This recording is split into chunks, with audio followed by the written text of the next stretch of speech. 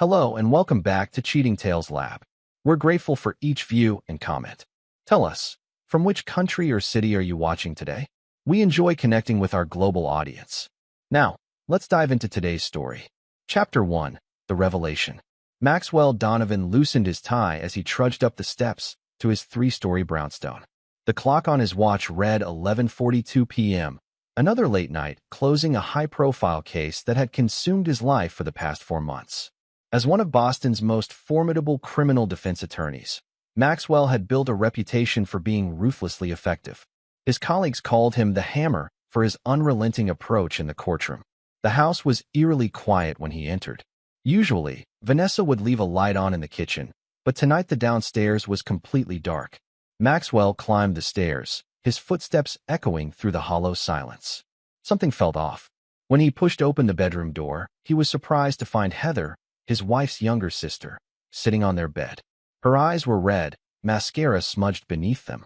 "Max," she said, rising to her feet. "I've been waiting for you." "Where's Vanessa?" Maxwell asked, scanning the room. The closet door was ajar, and he could see empty hangers where his wife's designer clothes once hung. "She left this morning with Liam." "Forever," Heather said, handing him a folded piece of paper. "She wants me to comfort you." Maxwell stared at the note in his hand, his face hardening as he read the hastily scrawled words. "Max, I can't do this anymore. I've been living a lie for too long. Liam makes me feel alive in ways you never could. Don't try to find us. Heather will help you through this. I'm sorry. Vanessa."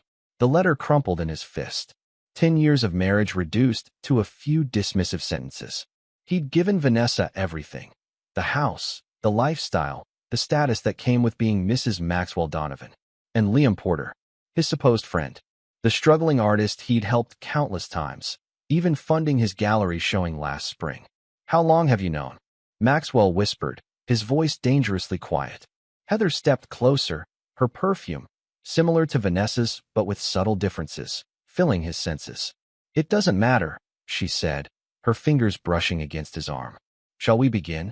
Maxwell looked at her, really looked at her. 28, for years younger than Vanessa.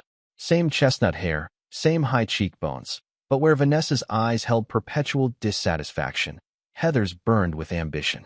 He had always sensed her attraction to him, felt her gaze lingering whenever they were in the same room. "Begin what exactly?" Maxwell asked, though he already knew the answer. "Your revenge," Heather whispered, sliding the suit jacket from his shoulders. "Vanessa always took everything from me. Now it's my turn to take something from her." That night, Maxwell crossed a line. As a man who lived by a strict code in every aspect of his life, he had never been unfaithful to Vanessa. But betrayal changed everything. With each kiss, each touch, he felt himself transforming, shedding the skin of the devoted husband and embracing something darker, more primal. Later, as Heather slept beside him, Maxwell stared at the ceiling, his mind calculating. This wasn't just about sex or immediate gratification. No. What had begun forming in his mind was something far more elaborate. Vanessa and Liam had humiliated him.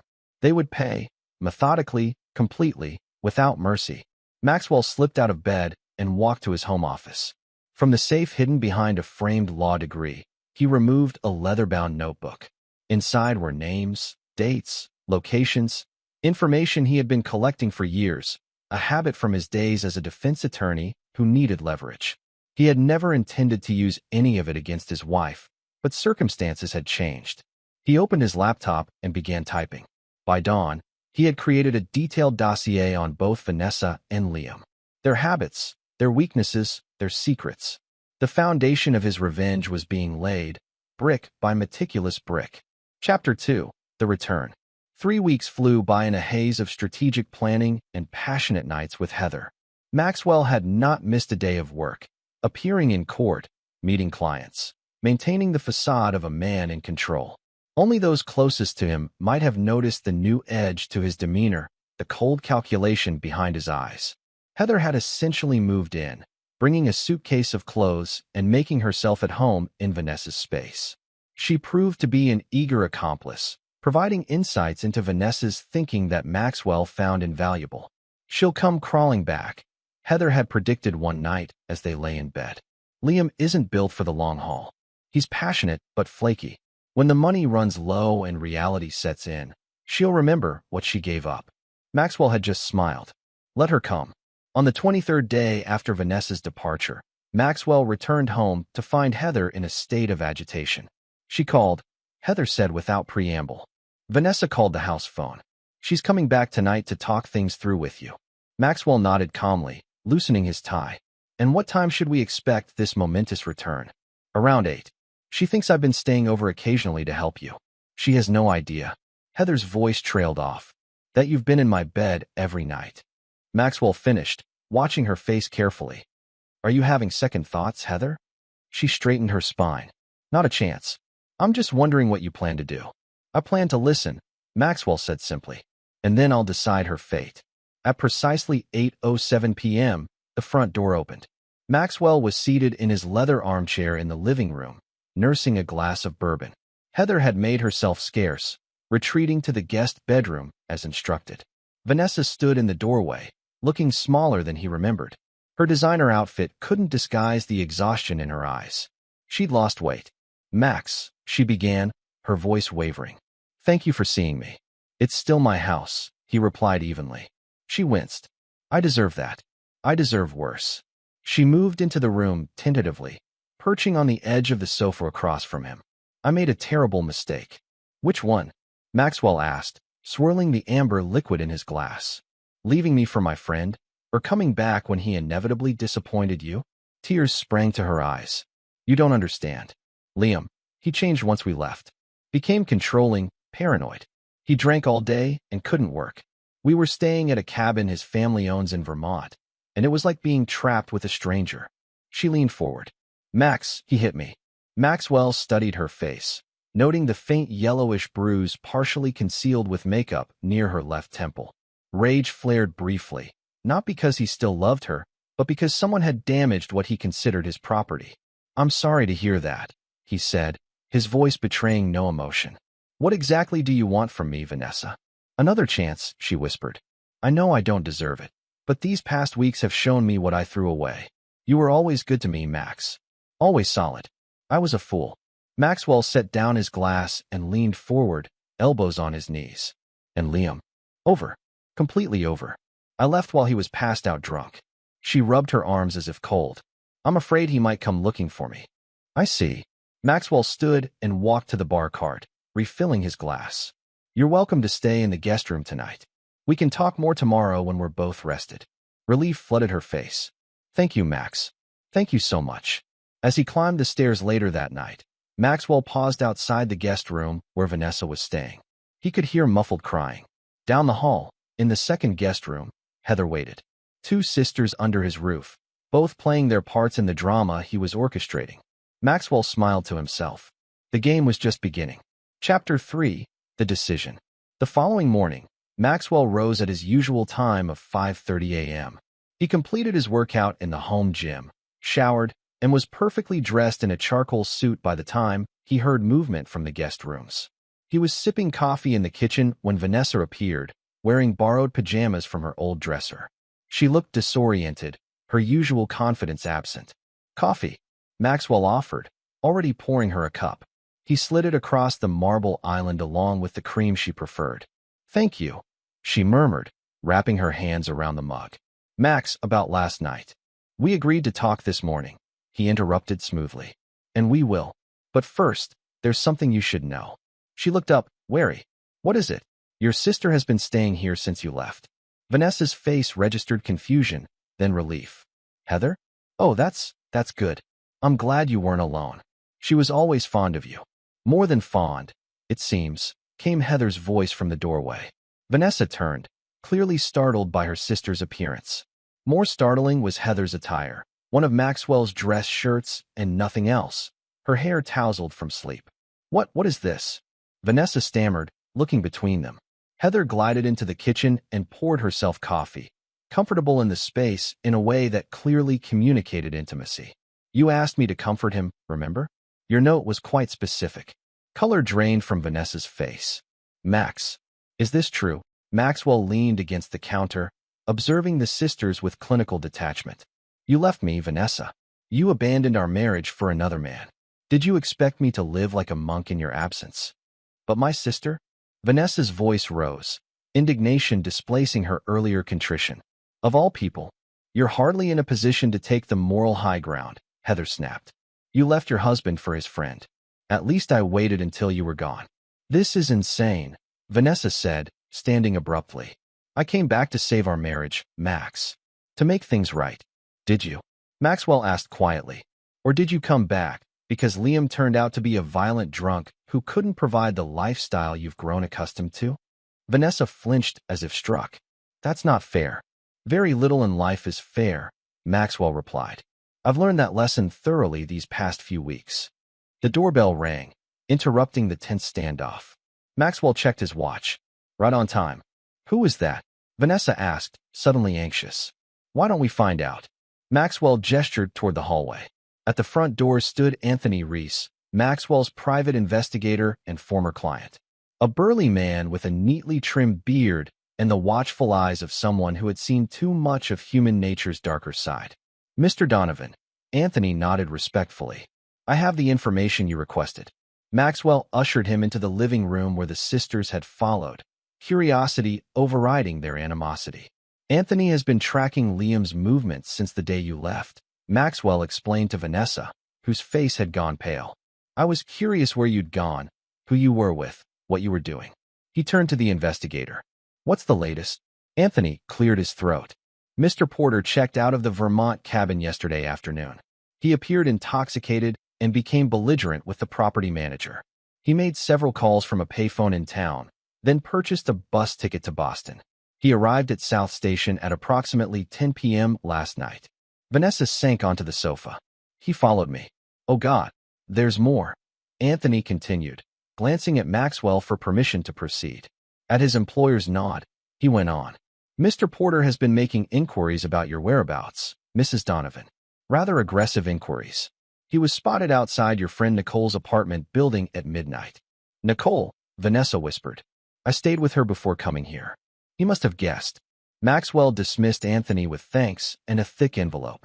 When the door closed behind him, the house fell silent except for Vanessa's ragged breathing.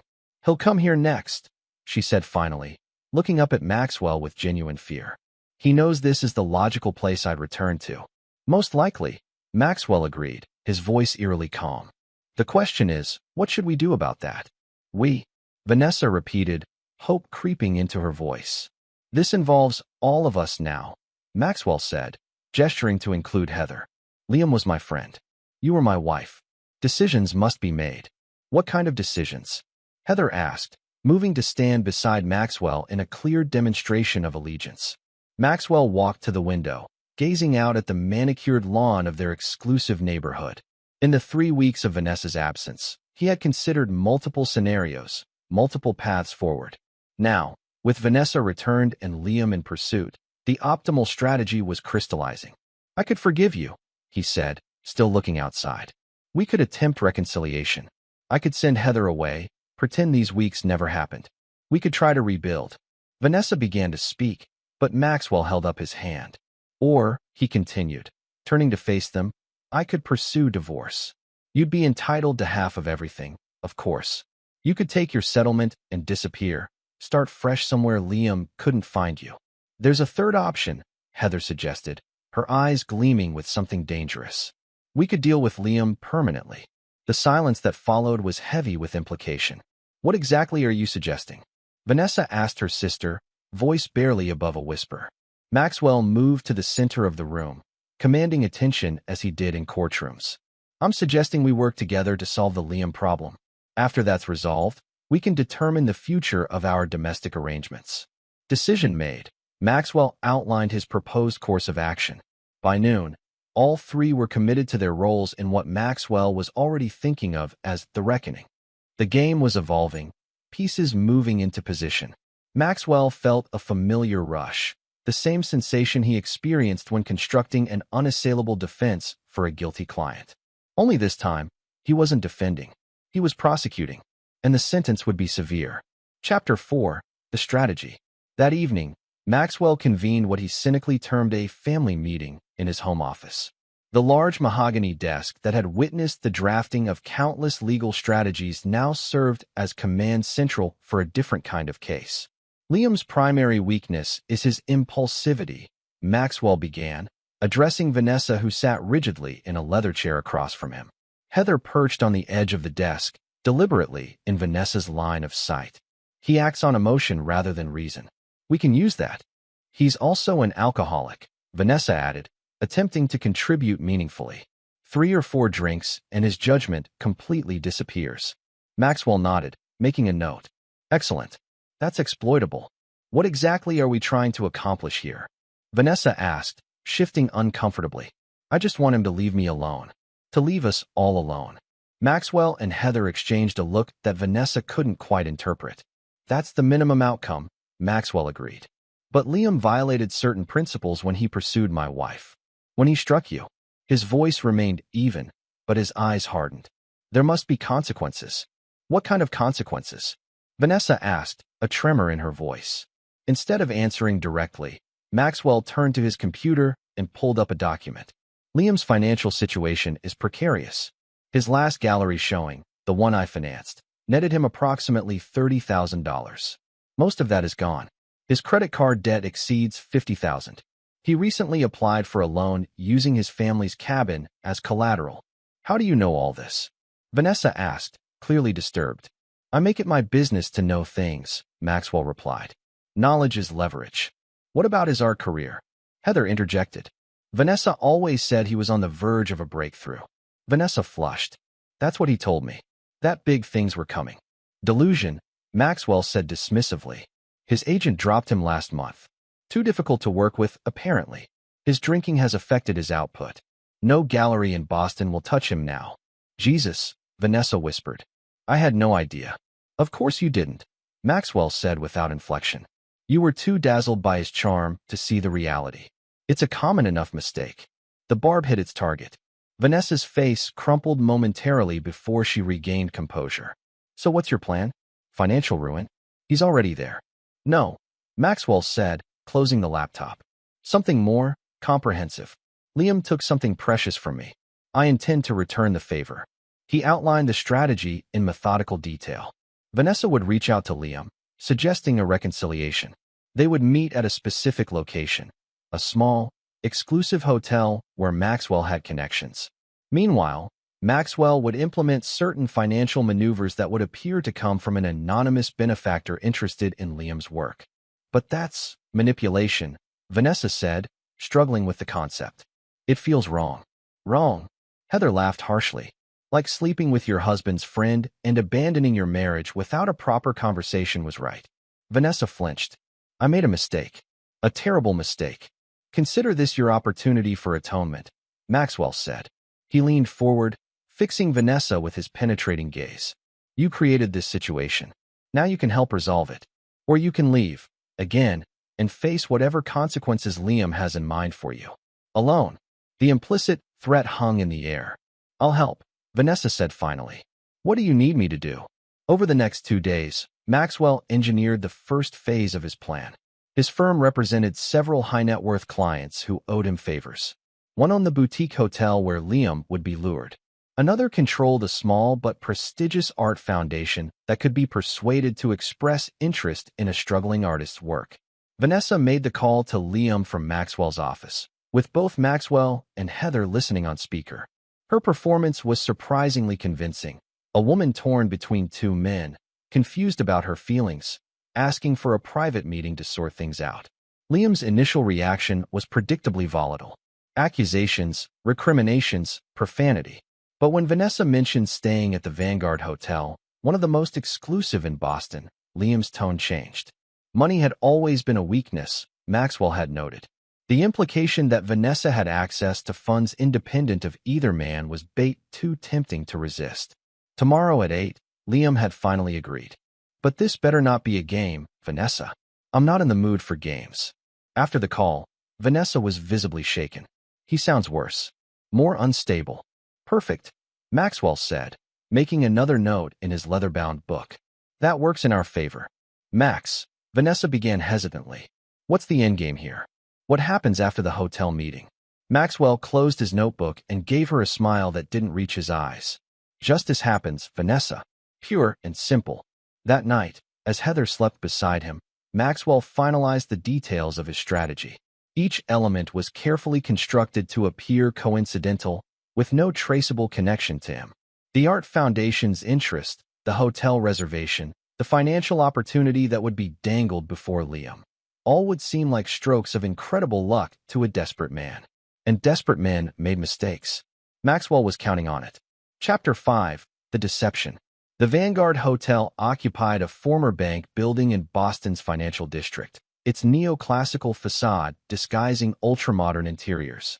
Suite 712 had been secured under a corporate name linked to one of Maxwell's shell companies, its connection to him buried beneath layers of legal paperwork.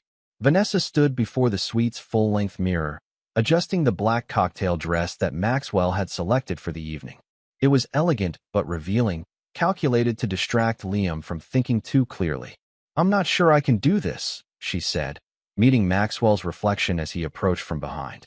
"You can and you will," he replied, placing his hands on her shoulders. "Remember, you're merely the lure. Heather and I will handle the rest." On the coffee table lay an array of items. A bottle of Liam's favorite bourbon, a portfolio containing fabricated art fellowship documents, and a small digital recorder. Heather was in the adjoining room of the suite, monitoring the surveillance equipment that Maxwell's security contact had installed earlier that day. "He'll be at the bar in 20 minutes, Heather called out. The hotel security just texted. "He's wearing a brown leather jacket and looks intoxicated already." "Perfect," Maxwell said, turning Vanessa to face him. "You remember your lines?" She nodded, her face pale beneath carefully applied makeup. "Meet him at the bar. Bring him to the suite. Get him talking about the Vermont cabin. Pour him drinks. Excuse myself to the bathroom when he starts getting aggressive. And then, leave through the connecting door to the adjoining room. Text you." Maxwell studied her, searching for signs of hesitation or deception. Finding none, he nodded. "Good. Now go." After Vanessa left, Maxwell joined Heather in the surveillance room. Multiple monitors displayed different angles of the hotel bar, the elevator, and the corridor leading to their suite. "She's at the bar," Heather reported, pointing to a screen. Liam just spotted her. They watched as Liam approached Vanessa. Even without audio, his body language conveyed aggression, leaning into her space, gesturing sharply with his hands. Vanessa placed a calming hand on his arm, leaning in to whisper something. Gradually, Liam's posture softened. "She's good," Heather remarked. "I didn't think she had it in her." "Desperation is a powerful motivator," Maxwell replied, checking his watch. "They should be heading up soon." Sure enough, minutes later, Vanessa led Liam to the elevator. On another monitor, they watched the pair exit on the 7th floor and proceed down the hallway to Suite 712. Maxwell activated the suite's audio feed just as Vanessa unlocked the door. "Quite a step up from the cabin," Liam was saying, voice slightly slurred. "Who's bankrolling this? Not your precious husband, I hope. Does it matter?" Vanessa's voice was honey smooth. "I wanted neutral territory to talk." The sound of the door closing was followed by Liam whistling low. "Hell of a neutral territory. Is that Blanton's?" "You remembered." "Of course I did. Have a seat. Let me pour you a drink." Maxwell and Heather exchanged satisfied glances as they listened to the clink of glasses, the pouring of bourbon. "So talk," Liam said after a moment. "You said you wanted to explain." "It's complicated," Vanessa began. "Being back in that house with Max, it brought back memories. Not all of them good." "Cut the crap," Liam interrupted. "You left me high and dry at the cabin. After everything we'd been through. After I gave up my life in Boston to start over with you. You were drinking constantly," Vanessa countered, voice hardening. "You became someone I didn't recognize. Someone who hurt me." A pause, then Liam's voice, softer now. "I shouldn't have done that. I was out of my mind. But you provoked me, Vanessa. You knew exactly which buttons to push." "That doesn't excuse." "Of course it doesn't," Liam cut in. "Nothing excuses it. I'm just explaining. The isolation, the drinking, your constant comparisons to Maxwell fucking Donovan and his perfect life. It was too much." The conversation continued in this vein, with Liam alternating between apologies and recriminations. Maxwell observed dispassionately as Vanessa played her role to perfection, keeping Liam talking, refilling his glass, slowly steering the conversation toward the Vermont cabin. I miss that place, she said eventually. The privacy, the simplicity. No lawyers, no galleries, no complications. Liam snorted. Yeah, well, we can't go back. I had to put the cabin up as collateral for a loan. Probably going to lose it anyway. What if you didn't have to? Vanessa asked, her voice deliberately light. What if there was a way to solve all your financial problems and keep the cabin? Maxwell tensed, listening intently. This was the pivot point, the moment when the trap would begin to close. What are you talking about? Liam asked, suspicion creeping into his voice. There's something I need to show you, Vanessa said. The rustle of papers indicated she was retrieving the portfolio. I made some inquiries while I was thinking things through. The Harrington Foundation is looking for emerging artists for their residency program. Full funding, studio space, living stipend. The Harrington Foundation? Liam repeated, sounding stunned. They're major players. Why would they be interested in me? Because I sent them your portfolio, Vanessa said. The real work, not the commercial stuff you've been doing to pay bills. They were impressed, Liam. Very impressed.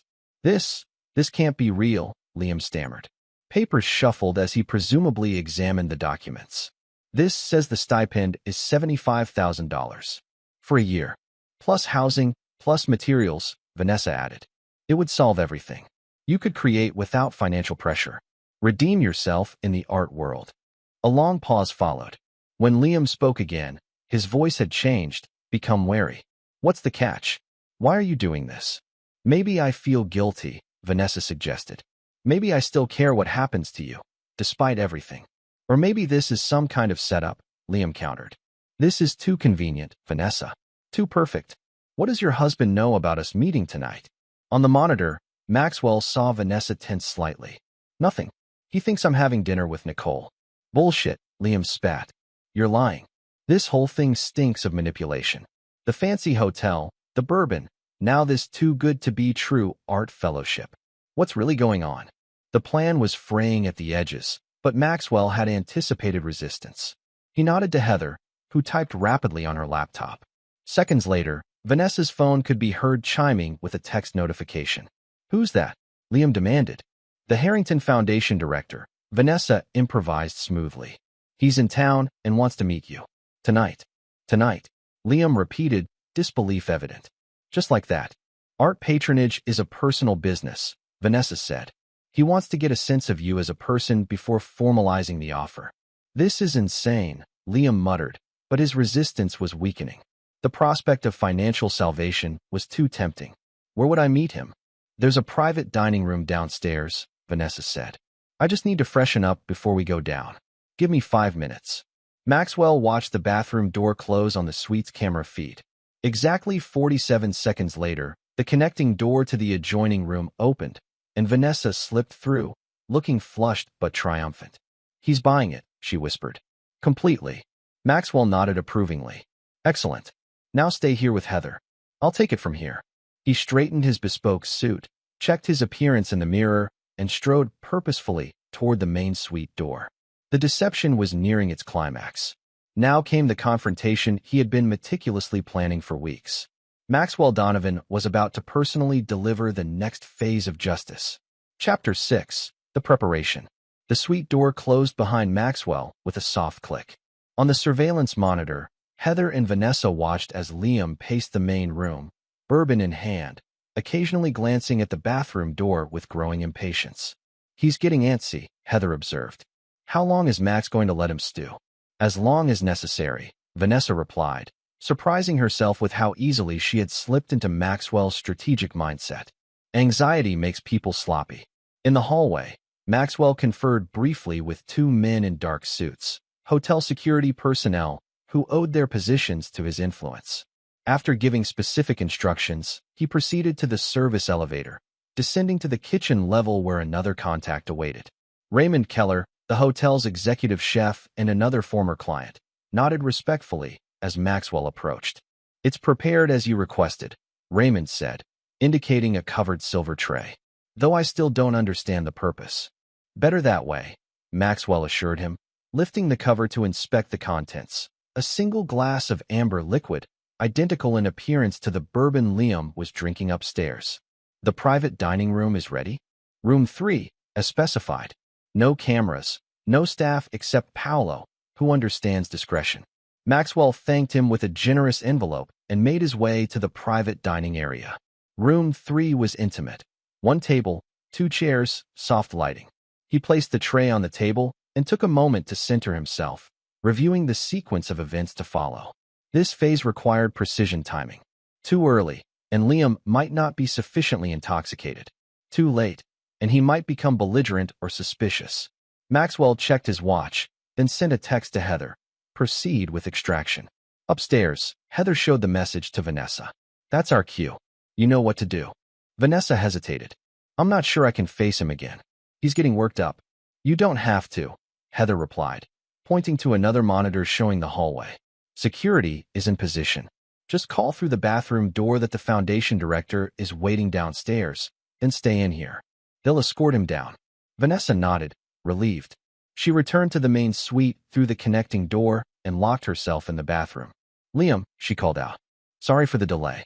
Roger Harrington is waiting in private dining room 3. The concierge will show you down. I'll join you in a few minutes. You're not coming with me now? Liam's voice was thick with suspicion and bourbon. I need to fix my makeup, Vanessa improvised. First impressions matter. Go ahead, I'll be right behind you. A long pause followed.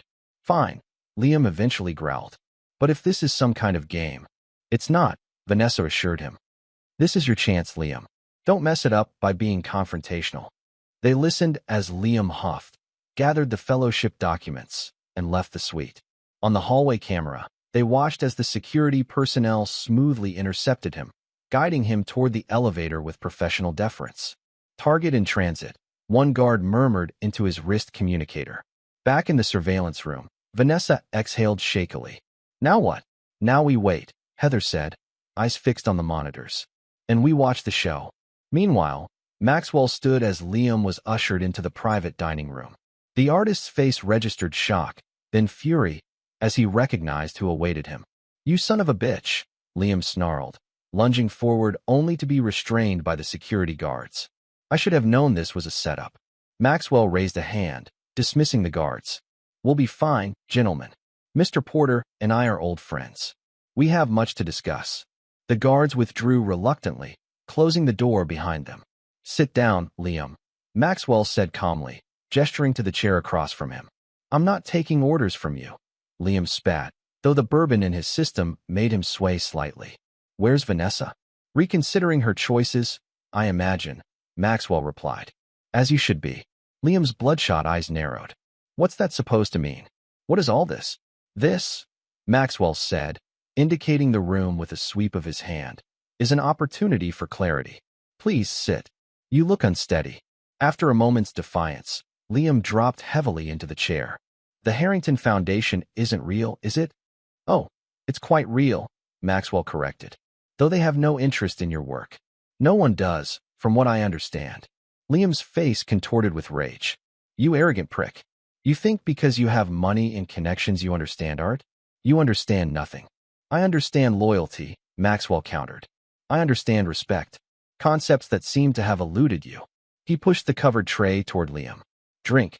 I'm not touching anything you offer. Maxwell shrugged and removed the cover, revealing the single glass. Suit yourself. Though it might make this conversation more palatable. Liam's eyes fixed on the bourbon, his addiction visibly warring with his suspicion. What conversation? Why am I here? Where's Vanessa? Vanessa is where she belongs, Maxwell said. Home. With family. He leaned forward. You, on the other hand, have a decision to make. What kind of decision? The kind that determines your future, Maxwell said, his voice dropping to a near whisper. Or whether you have one at all. Fear flickered across Liam's face. Are you threatening me? I'm offering you choices, Maxwell corrected. Choice 1, you leave Boston tonight. Never contact Vanessa again. Never speak of your association with her. In return, you receive this. He slid a thick envelope across the table. Liam stared at it without touching it. What is it? $50,000, Maxwell said. Cash. Enough to clear your immediate debts and start somewhere new. Somewhere far from here. Liam's eyes widened, then narrowed again. And choice 2. Maxwell's smile was cold. You refuse my generous offer. In that case, several things happen in rapid succession. First, the photos of you striking my wife in Vermont. Yes, we have those. Go to the police. Second, evidence of certain narcotic transactions you conducted last year finds its way to the district attorney's office. Third, your remaining art connections receive documentation of your increasingly erratic behavior, ensuring no gallery touches your work again. Liam had gone pale. You can't do that. I assure you. I can, Maxwell said. And I will, if necessary. So what will it be, Liam? A fresh start elsewhere, or destruction here? Liam's hand trembled as it finally reached for the glass of bourbon. He drained it in one swallow. This is blackmail. This is consequence, Maxwell corrected. You took something precious from me. Consider yourself fortunate I'm offering any path to redemption. Liam stared at the empty glass, then at the envelope. The fight seemed to drain from him, replaced by a resigned bitterness. You always win, don't you, Maxwell? Always in control. I protect what's mine, Maxwell replied simply. Take the money, Liam. Start over. It's more than you deserve. After a long moment, Liam reached for the envelope, stuffing it inside his jacket. I want to talk to Vanessa. One last time. That won't be possible.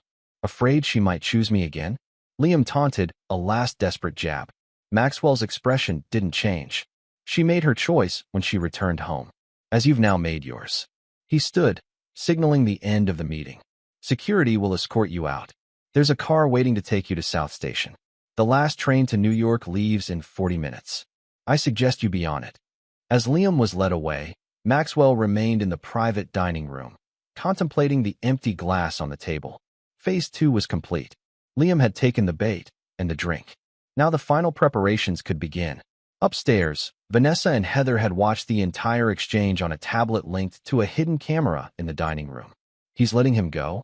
Vanessa asked, disbelief in her voice. After everything, he's just giving Liam money and sending him away? Heather's smile was enigmatic. My dear sister, you still don't understand Maxwell at all, do you? Nothing is ever as simple as it appears. In the corridor outside the private dining rooms, Maxwell intercepted the hotel doctor who had been waiting discreetly nearby. Is it working? He asked quietly. The doctor nodded. The sedative in the bourbon is taking effect. Combined with what he's already consumed, he'll be compliant but conscious. Exactly as you requested. Excellent, Maxwell said. Have him taken to the loading dock. Raymond will handle the next phase. The pieces were in place. The final act of justice was about to begin. Chapter 7. The Execution. The Donovan family estate in rural Massachusetts had belonged to Maxwell's grandmother, a formidable woman who had taught him the value of patience and the power of consequences. The sprawling property, with its main house and separate guest house, sat on 20 acres of woodland, ensuring complete privacy. It was here, in the renovated barn that Maxwell now used as a personal retreat, that Liam Porter regained consciousness. He found himself seated in a sturdy wooden chair, hands secured behind his back with what appeared to be high-end zip ties. The space was immaculate, polished concrete floors, exposed beams, and state-of-the-art lighting that currently cast the large room in a theatrical glow. What the hell? Liam mumbled, head pounding as he tried to orient himself. Where am I? Somewhere private, came Maxwell's voice from the shadows. Somewhere we can finish our conversation without interruption. Maxwell stepped into the light, no longer wearing his business suit, but dressed casually in black slacks and a charcoal sweater. He looked relaxed, at ease in a way that made Liam's blood run cold. This is kidnapping, Liam said, struggling against his restraints. You can't do this. I think we've established that I can do many things, Maxwell replied, pulling up a chair to sit opposite his captive. The question is what I will choose to do now that we have this opportunity for complete honesty. Honesty, Liam repeated incredulously. You drugged me. A mild sedative, Maxwell corrected. Nothing harmful. Unlike, say, striking a woman in the face, which can cause lasting damage. Liam's expression darkened. Vanessa told you. Vanessa showed me, Maxwell said, producing his phone and displaying a photo. It showed Vanessa with a bruised face, clearly taken recently. You left quite a mark. I was drunk, Liam muttered. She provoked me. Ah, yes. The classic defense of the abuser. Maxwell's voice remained conversational, which somehow made it more terrifying. Tell me, Did you feel powerful in that moment, when your hand connected with her face? Liam glared silently. I'm genuinely curious, Maxwell pressed. When did you first realize you could solve problems with violence? Was it with Vanessa, or has this been a pattern? You're one to talk, Liam spat. Look at what you're doing right now. Maxwell smiled thinly. There's a difference. I'm not acting out of uncontrolled rage. This is deliberate. From the barn entrance came the sound of a door opening. Heather walked in, carrying a tray with coffee and what appeared to be breakfast pastries. She set it on a nearby table. Everything's ready, she reported to Maxwell. Vanessa's in the main house, as instructed. Excellent, Maxwell nodded. Would you like to stay for this part? Heather considered Liam with detached curiosity. No, I think I'll check on my sister. This feels like something between you two men. After she left, Liam stared at the closed door. She's in on this too? What did you do? Brainwash the entire family? On the contrary, Maxwell said, pouring himself coffee. I simply offered perspectives they hadn't considered, options they didn't know existed. He sipped his coffee, regarding Liam over the rim of the cup. Which brings us to your options. I thought we covered those at the hotel, Liam said. Before you drugged me and brought me to wherever the hell this is. That was a prelude, Maxwell explained. Necessary theater to move us to this more private venue. He set down his cup and reached for a leather portfolio similar to the one from the hotel suite, though this one was genuine. From it, he withdrew several documents, laying them on a small table within Liam's view. These are the actual choices before you, Maxwell said. Option 1. You sign over all rights to your artwork, past, present, and future, to a foundation I control. You also sign a non-disclosure agreement regarding your relationship with Vanessa and the events of the past month. In return, you receive the $50,000 promised earlier, plus clear title to the Vermont cabin. Liam frowned. You'd give me the cabin? Why? Because it's worth more to you emotionally than financially, Maxwell said simply. And because isolation suits my purposes. What purposes? Your rehabilitation, Maxwell said. You'll remain in Vermont, creating art that now legally belongs to my foundation. You'll receive a quarterly stipend, enough to live modestly, but not enough to fuel self-destruction. You'll have no contact with Vanessa or anyone connected to her. Ever. Liam stared at him. You want to own me? My work. I want to contain you, Maxwell corrected. There's a difference. And if I refuse? Maxwell's expression didn't change. Option 2 involves those photos I mentioned, plus some rather convincing evidence of criminal activity that may or may not actually exist. The district attorney, as I mentioned, is a close personal friend, as is Judge Harriman, who would likely preside over your case. You'd frame me, Liam said flatly. I'd ensure justice is served, Maxwell countered. One way or another. Liam was silent for a long moment, assessing his situation. This is insane. You're insane. No, Liam. I'm methodical. Maxwell leaned forward. You took my wife. You abused her. You thought there would be no consequences because men like you, talented, charming, but fundamentally weak, rarely face them. I'm simply correcting that imbalance. And what does Vanessa think of all this? Liam asked. Does she know you've got me tied up in a barn, threatening to destroy my life? Vanessa understands the necessity of resolution, Maxwell said. She's made her choice. Now you make yours. He pushed a pen toward Liam, whose hands he had freed from the restraints while maintaining control of the situation. Sign the documents. Take the money and the cabin. Create your art in solitude. Or face the alternative. Maxwell checked his watch. You have 2 minutes to decide. Liam stared at the documents, then at Maxwell's implacable face. The reality of his situation settled over him like a shroud. There was no winning here, no outmaneuvering the man who had calculated every move, anticipated every resistance. With a hand that shook slightly, Liam picked up the pen. Maxwell smiled. The execution of justice had begun. Chapter 8. The Confrontation. Later that evening, Maxwell returned to the main house to find Vanessa waiting in the living room. She sat rigidly on the edge of the sofa, hands clasped in her lap, looking as though she'd been rehearsing what to say. Is it done? She asked as he entered. It's done, Maxwell confirmed, pouring himself a drink. Liam has been escorted to the Vermont cabin. He'll remain there under supervision for the foreseeable future. Supervision? Vanessa repeated. What does that mean? It means Raymond's nephew, the ex-military one with the security background, will be staying in a trailer on the property, ostensibly as a groundskeeper. In reality, to ensure Liam honors our agreement. Vanessa stood, pacing nervously. This is extreme, Max. Even for you. Is it? He raised an eyebrow. A man who struck you, who threatened you, who participated in the betrayal of our marriage, is now safely contained where he can do no further harm. His talent will be preserved and monetized. He'll have shelter, sustenance, purpose. Some might call it merciful. But for how long? Vanessa pressed. You can't keep him prisoner forever. Not a prisoner, Maxwell corrected. A contractual partner. And the arrangement lasts as long as necessary. Until I'm satisfied that the scales are balanced. Vanessa faltered, clearly unsettled by the implications. And what about us? What happens now? Maxwell regarded her thoughtfully. In the weeks since her departure and return, he had observed her closely. The remorse seemed genuine, as did her cooperation in his plan for Liam. But the betrayal remained, a wound that no amount of contrition could fully heal. That, he said carefully, depends on several factors, including what you truly want, Vanessa. I want to come home, she said quickly, to rebuild what we had, to make amends. And Heather? Maxwell asked, his voice neutral. What about my relationship with your sister? Vanessa flinched slightly. That's complicated. But she told me it was part of the plan. To make me jealous, to test my commitment to our marriage. Maxwell's laugh was short and without humor. Is that what she told you? Before Vanessa could respond, Heather entered the room, her timing impeccable as always.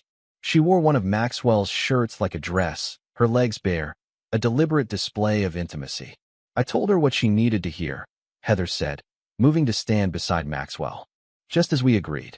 Vanessa looked between them, confusion giving way to dawning comprehension. You mean, it wasn't just for show? You two are actually together, Heather finished, slipping her arm through Maxwell's. Have been since the night you left. But that's... Vanessa stopped, struggling for words. Max, she's my sister. This is beyond betrayal. This is perverse. Perverse? Maxwell echoed, his voice hardening. Like sleeping with my friend? Like abandoning our marriage without discussion? Like those perversions of loyalty and respect? That was different, Vanessa protested weakly. Was it? Heather challenged. You broke his heart, Vanessa. What did you expect him to do? Sit alone in an empty house, pining for your return? Vanessa turned to Maxwell, desperation in her eyes. Max, please. Whatever happened between you and Heather, it doesn't have to define our future. We can start fresh. I made a mistake, a terrible mistake, but I came back. I chose you. After Liam disappointed you, Maxwell pointed out. After he revealed his true nature. Not because you truly wanted me. That's not fair, Vanessa said, tears welling. People make mistakes. They deserve second chances. Some mistakes can't be erased, Maxwell replied. Some betrayals cut too deep. He moved to the mantelpiece, removing an envelope from behind a decorative box. Which brings us to the next phase of our resolution. What is that? Vanessa asked, eyeing the envelope with trepidation. Divorce papers, Maxwell said simply. Already prepared. Already signed by me. Awaiting only your signature. Vanessa stared at the envelope as if it might bite her. Divorce? After everything we've been through these past weeks? After I helped you with Liam? Your assistance was appreciated, Maxwell acknowledged, and will be reflected in the settlement. You'll find the terms quite generous. I don't want a settlement, Vanessa said, voice rising. I want my husband back. Your husband died the night you left, Maxwell said quietly. What remains is someone else entirely. Someone who sees clearly now what he was blind to before. What does that mean? Vanessa whispered. It means I no longer love you, Maxwell stated, the words falling like stones in the silent room. What I feel now is different, cleaner, in some ways, uncontaminated by sentimentality or illusion. Heather watched this exchange with a strange combination of triumph and sympathy. He's offering you freedom, Vanessa. A fresh start. Financial security. Most women in your position would be grateful. Most women aren't being discarded for their own sister. Vanessa snapped. She turned back to Maxwell, switching tactics. You can't possibly intend to stay with her. She's using you, Max. Can't you see that? She's always been jealous of what I had. Perhaps, Maxwell conceded. But unlike you, she's never lied to me. never betrayed me. Her motives may not be pure, but they're transparent. Vanessa's composure cracked completely. This is insane. You orchestrated this whole thing, getting me to help trap Liam, making me believe we were working toward reconciliation, when all along you planned to throw me away. To replace me with my sister? Not replacement, Maxwell corrected. Evolution. Our marriage was already dead, Vanessa. You killed it. What happens next is simply adaptation. Heather moved to the bar cart, pouring Vanessa a generous glass of scotch. Drink this, she advised, handing it to her sister. Then read the divorce agreement. You'll see Max as being more than fair. Vanessa took the glass automatically, but didn't drink. I won't sign, she declared. I refuse. This marriage deserves another chance. Maxwell's expression didn't change, but something in his eyes hardened further. That would be unwise. Are you threatening me now? Vanessa demanded. Like you threatened Liam? Not threatening, Maxwell clarified. Informing. The settlement offer is good for 48 hours.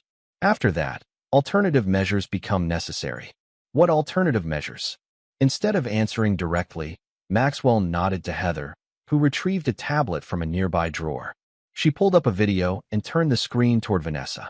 The footage showed Vanessa in the hotel suite with Liam, recorded from the hidden cameras.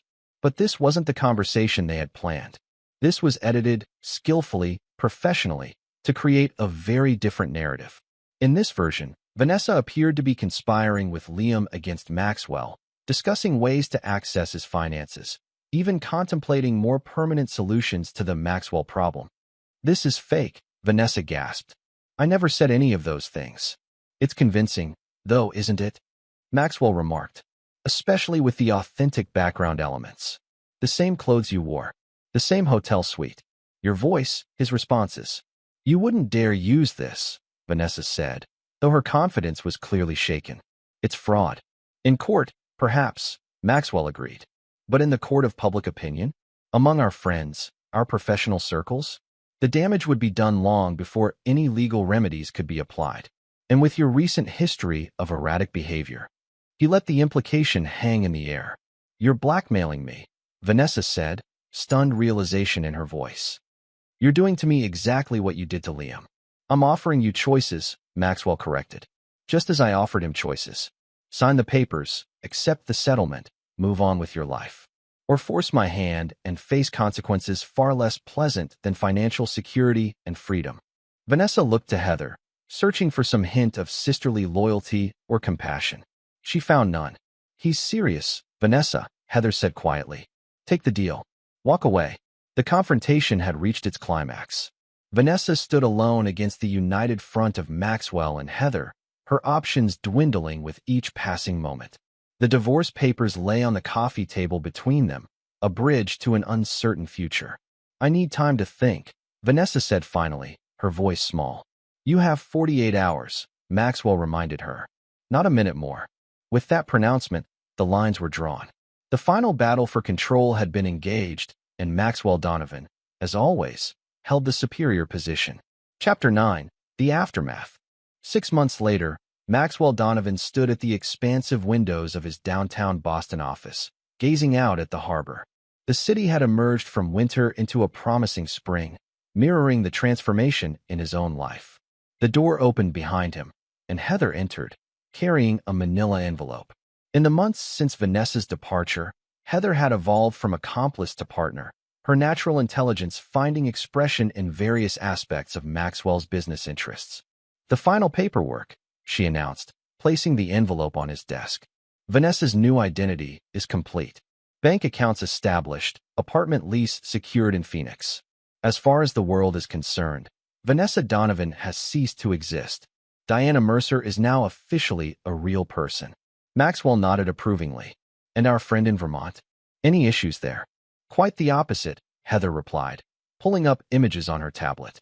His output has increased dramatically. The isolation seems to agree with him. Raymond's nephew reports he's been sober for almost 4 months now. The screen displayed photographs of striking new artworks, Liam's distinctive style, but with a darker edge, a depth previously absent. The Hammer Gallery showing next month is already generating buzz, Heather continued. The mysterious recluse artist narrative is proving quite marketable.